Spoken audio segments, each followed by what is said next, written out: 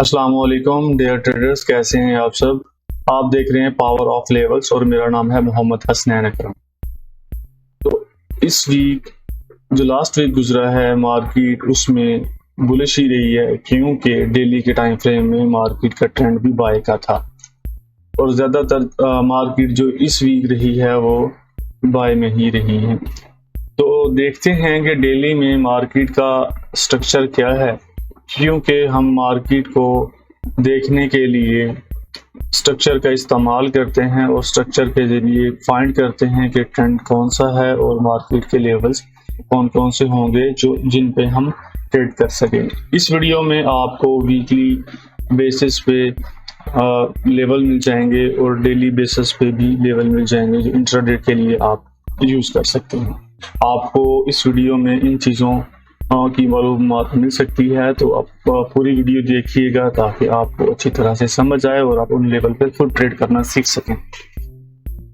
जैसा कि चलते हैं, हमारा ये डेली का टाइम फ्रेम है और हम यहाँ से इसके स्ट्रक्चर को फाइंड करना शुरू कर देते हैं। हम इस जगह से मार्केट को फाइंड करते हैं। तो देखा जाए तो मार्केट जब इस लो से ये तकरीबन 2970 का एरिया बनता है जहां से मार्केट ऊपर गई है और दोबारा इसने हाई क्रिएट किया है। तकरीबन ये एरिया है, इसका हाई है जी 3508 पे। ठीक है, यहाँ तक कीमतें आई हैं और यहाँ से दोबारा कीमतों ने रिट्रेसमेंट करना शुरू की, जो मार्केट के अपने प्रीवियस हाई जो इसका हाई था यहाँ तक आई और ये एरिया इसका बनता है 3165। ठीक है, इस एरिया तक मार्केट ने रिट्रेस किया। इस रिट्रेसमेंट के बाद दोबारा एक अच्छी बाइंग देखने को मिली और कीमतें अभी तक उसी सूरत हाल और उसी स्ट्रक्चर की जानिब बढ़ रही हैं जो मार्केट ने इस जगह से ब्रेक किया था और मार्केट का स्ट्रक्चर टूटने के बाद कीमतें एक अच्छी बाइंग के साथ ऊपर गई। अब यहाँ पे हम मार्केट में थोड़ा सा लिख लेते हैं, ये हमारा लो हो गया और ये हमारे पास एक हाई है। ठीक है, और ये हमारे पास एक लो है और ये हमारे पास एक न्यू हाई आ गया। ठीक है, इस टाइम हमारे पास ये 3 एरिया हैं जहां से डेली मार्केट की कीमतें के लेवल्स मिल सकते हैं जो हमें वीकली बेसिस पे काम आएंगे। ठीक है, अगर हम देखें इन लेवल्स को लगाने का तरीका का, तो सबसे पहले हम लो 2 मार्क करेंगे। ठीक है, और इसकी जो हॉरिजॉन्टल लाइन है इसको थोड़ा सा जो है ना वो बड़ा करेंगे ताकि हमें पता चले कि ये डेली का लेवल है। और दूसरे नंबर पे हमारे पास ये डेली का दूसरा पहला लो आ गया। ठीक है, ये 3122 का एरिया है जहाँ पे इसका लो 1 है और लो 2 है 2960 के करीब तकरीबन। ठीक है, और इस टाइम मार्केट अपने रिट्रेसमेंट फेज में आ चुकी है क्योंकि मार्केट ने 2 कैंडलें इस कैंडल से नीचे एक कैंडल क्लोज की है। ठीक है, और ये एक स्ट्रक्चर के हिसाब से रिट्रेसमेंट इसकी स्टार्ट हो चुकी है। अब ये रिट्रेसमेंट कहाँ तक जा सकती है, तो अभी तक मार्केट ने अपने इस एरिया को टेस्ट नहीं किया जब से मार्केट ने इस एरिया को ब्रेक किया है।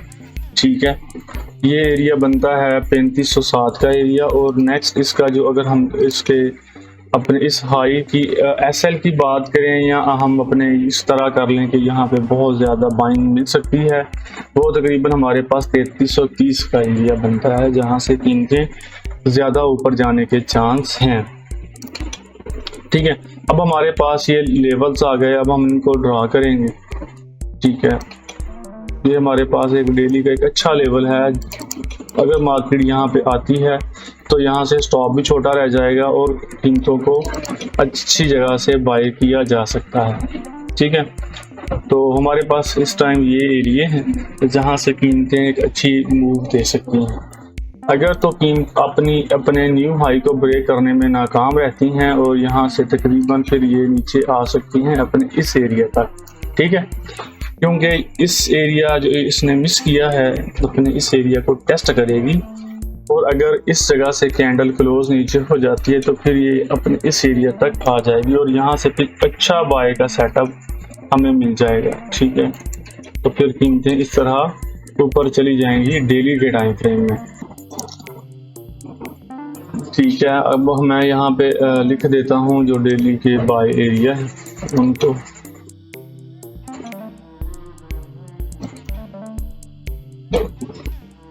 ये हमारे पास एक डेली का अच्छा बाय एरिया है और उसके बाद सेकंड एरिया हमारे पास डेली का बाय के लिए ये एरिया है।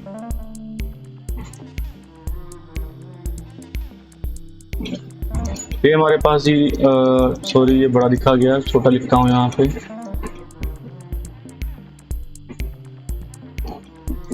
हमारे पास ये जो एरिया है ना डेली में, ये हमें वीकली में काम आएंगे। अब चलते हैं इंट्राडे की तरफ। अच्छा, इन सारी बातों से मैं आपको इस चीज़ का थोड़ा सा गाइड करता जाऊं कि ये जो फेज स्टार्ट हुआ है ना रिट्रेसमेंट का, लेकिन इस में आप ये ख्याल कीजिएगा कि डेली का टाइम फ्रेम जो है ना वो बाय ट्रेंड में है और कीमतें ऊपर जाने के चांसेस ज़्यादा हैं। अगर इस रिट्रेसमेंट जो इसने हाई लगाया, अगर कीमतें इसको तोड़ने में नाकाम रहती हैं तो फिर प्राइस जो है वो नीचे की जानिब आ सकती है और प्राइस दोबारा अपने इस एरिया को टेस्ट कर सकती है। 3500 का जो एरिया है, अगर ये एरिया नहीं टूटता, ठीक है, तो ये सिचुएशन है सारी। अब मैं चलता हूँ H1 में और देखते हैं कि वहाँ पे क्या सूरत हाल है और इंट्राडे के लिए हमें कौन से लेवल ड्रा करने की ज़रूरत है। अब हम अगर H1 में आए और H1 में देखें कि मार्केट का जो ट्रेंड और स्ट्रक्चर कहाँ से बना और किस जगह पे मार्केट ने जो ट्रेस किया और कौन से लेवल प्ले हुए, तो बनिए रहिए इस वीडियो में, आपको ये सारा पता चलेगा। हम इस जगह से मार्केट के स्ट्रक्चर को लेते हैं। यहाँ से मार्केट ने एक हाई बनाया और ये एक रिट्रेसमेंट कंप्लीट की और दोबारा कीमतें ऊपर जाना शुरू हुई और दोबारा उसी जगह से अपने रेजिस्टेंस बिकम सपोर्ट बनाने के बाद कीमतें दोबारा ऊपर चली गई। अब हमारे पास यहाँ पे दो लो थे जिनको अगर तोड़ दे तो मार्केट का ट्रेंड चेंज हो जाता था। तो यहाँ पे हमें देखने को मिला कि दोनों लो का ब्रेकआउट हुआ और कीमतें इस तरह नीचे आना शुरू हो गई, ठीक है। अब हमारे पास यहाँ पे H1 में सेलिंग थी, ठीक है, हम इस जगह पे सेल में थे। ये हमारा एक अच्छा एरिया था, ठीक है, जिसको हमने प्ले करना था। तो ये तो हमारे पास दो एरिया थे। और हमने यहाँ पे देखा मार्केट ने जब डेली में बाय था और कीमतें इस तरह इंटरनल स्ट्रक्चर में प्ले होती हुई ऊपर की तरफ आना शुरू हो गई, तो मार्केट ने क्या किया कि यहाँ पे 1 2 3 4 5 कर दिया।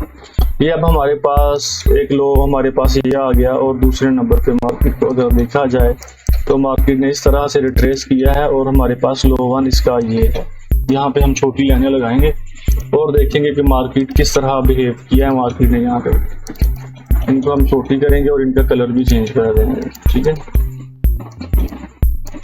ताकि हमें पता लगे कि ये H1 का एरिया है, ये H1 का लो है और ये दूसरा H1 का लो, ठीक है। हमारे पास ये दो एरिया थे जहां से हम कीमतों को बाय कर सकते थे।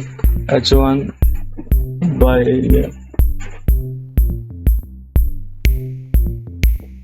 ठीक है, ये हमारे पास H1 का बाय एरिया था।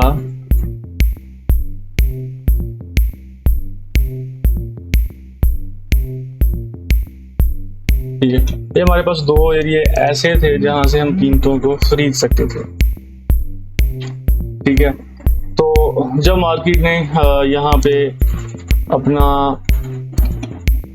इंटरनल स्ट्रक्चर को क्रिएट करना शुरू किया, तो इंटरनल स्ट्रक्चर के शुरू करते ही मार्केट ने क्या किया कि यहाँ पे 1 2 3 4 और 5 करते हुए मार्केट कीमतें नीचे ले आई और अपना H1 का जो लो था वो ब्रेक हो गया। और मार्केट जब इस तरह H1 का लो ब्रेक करे तो फिर ये लो 2 पे आती है और कीमतें अब वैसे ही हुआ कि मार्केट अपने दोबारा अपने उसी एरिया तक आई, ठीक है, लो 2 पे आई और यहाँ से कीमतें दोबारा ऊपर जाना शुरू हो गई इंटरनल स्ट्रक्चर में रहते हुए, ठीक है।